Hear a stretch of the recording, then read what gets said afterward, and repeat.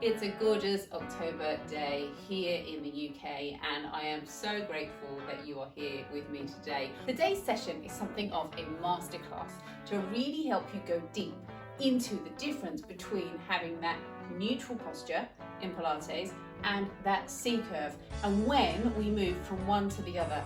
At some point that becomes almost unconscious. You're so adept at moving your spine that you don't need to think about it. But it's really helpful to go into the nitty-gritty of this, how it should feel on the mat and what that means for your spine. And this session was inspired by a lovely client of mine, Fee, who asked when she should be in her neutral position and when to move into her C curve. So thank you, Fee. If you're joining me today, I would absolutely love it if you would subscribe to my channel. It would mean so much to me. Just hit that subscribe button. That will mean that all my new sessions pop up in your feed. But let's get started. We are going to start down on the mat. Now, when I'm teaching neutral spine, I'm not going to have you standing up and moving buckets of water around or trying to feel where that pelvis is neutral. I don't find that helpful. What's really useful instead is if you start down on the mat. Now, in the original 34 moves of Joseph Pilates, this is quite a technical session, by the way.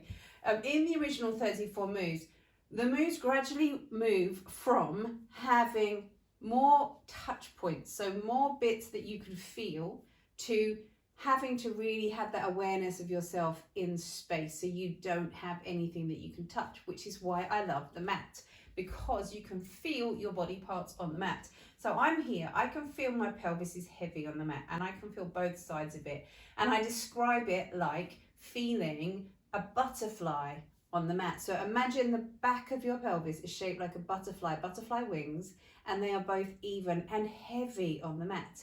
And then the next thing I need you to feel are those ribs. So imagine your rib cage, it just comes in like this, and I want you to feel that bottom rib connects down with the floor.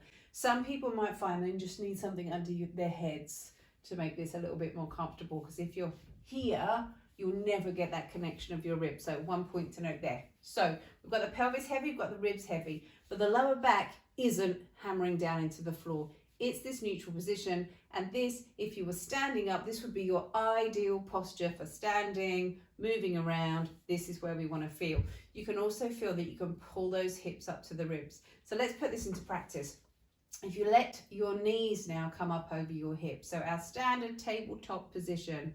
And if you're familiar with Pilates and you've done this for a while, you'll be able to feel the heavy pelvis, so still the butterfly wings, and those ribs connect to the floor. But one other thing to try and start to be conscious of now is those arms. How about the shoulder blades, the upper arms, the backs of the wrists? They connect down to the floor. You've got that control, and you can draw your hips up towards your ribs. So you've got this flat tummy. We're not looking for this straight tummy here. We want a few wrinkles in your t-shirt. If I were teaching you, I'd look down to make sure there are a few wrinkles in the t-shirt here, but we're not bunched up, we're not bulging. And then in this position, also soften the neck, relax that jaw, and take a nice moment here. Take a nice deep breath in. And on your out breath, again, heavy pelvis, heavy ribs. Sometimes in my classes, I'd encourage you to close your eyes just so that you can focus on yourself and not what other people are doing. Now, if you extend those legs up to the ceiling, some of you might find if those hamstrings aren't particularly stretchy, that automatically your lower back presses into the floor, and that's what I want you to feel. So we're going to press the balls of the feet away. I become lighter on my tailbone. I can still feel my ribs and my pelvis, but my lower back is also now connecting to the floor, and that's okay. And what you'll feel is a little bit more connection here through the top. You'll feel a little bit more bunched up through the tummy, but you've not got that same soft curve through the lower back. So you're not going to walk around like this, but this is to really feel that C curve. And then soften the shoulders, soften the neck, bend those knees again, and feel that you can move back into that more natural position. So pelvis, ribs down, gently pull your tummy up towards your hips. And we just move from this position. We're going to breathe out, feel that gentle shift, and then we'll breathe in, let those knees come back down.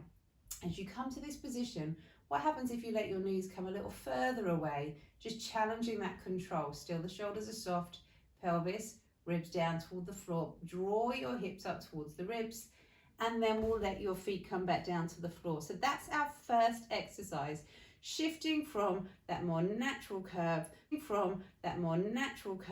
to that slightly more imprinted C curve.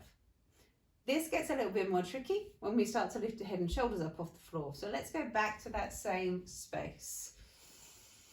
Big breath in here, and let's just lift up into a bridge and slowly come back down. That's just quite nice for resetting and recentering your spine.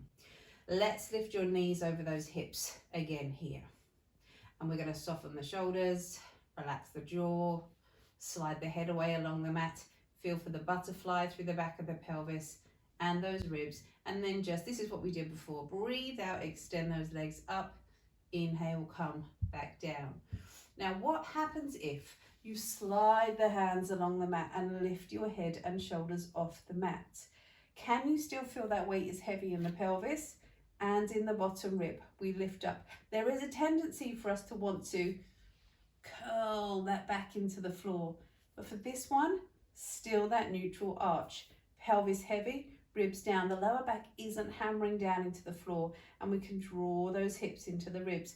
Now, if you extend the feet up and reach the hands up, now we find that C curve, and you can feel that kind of rumbling and work through the tummy, and then bend the knees, weight in the pelvis, well, weight in the bottom rib, still not hammering that lower back down to the floor. One more time. Is your neck okay?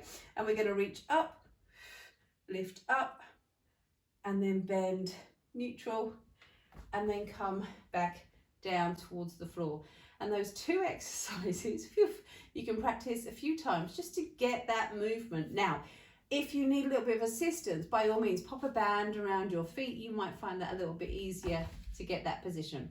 And there's one more thing that I'm going to show you, and that is we're going to come round onto our hands and knees. This then becomes a progression because we can't feel where our back touches the mat. We're going to allow your shoulders to come away from your ears. If I were with you, I might get a pole and just pop it on your back, but just imagine. Set up our plank here or our leg pull. Let your toes come underneath you. Let your knees lift and hover. You've got the natural curve through your spine. Hold the back there as you extend those feet out and away here. So again, we've got that natural position. You can feel you extend the tail towards the wall behind you and the crown of the head towards the wall in front. What happens if you spin the tail under and open up through the lower back? You find that C curve and then you lengthen. Now we're not lifting your hips.